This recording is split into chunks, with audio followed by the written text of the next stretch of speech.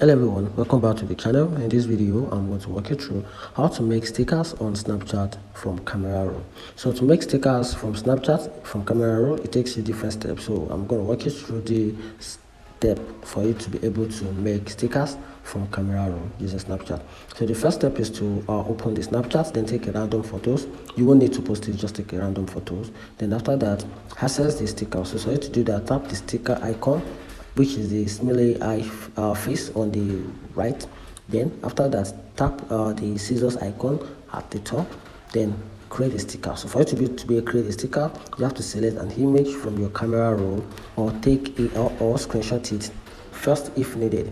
Then after that, trace around the object or the image to create a sticker. Then after that, Snapchat will automatically save the cutout as a sticker. Now step 4, to use the sticker. Now open the sticker menu and go to the scissors icon, then tap your custom stickers to add it to the snap, and that is how you can make the stickers from camera roll on Snapchat. If you find this video helpful, turn on the notification button and follow for more content like this. Thank you.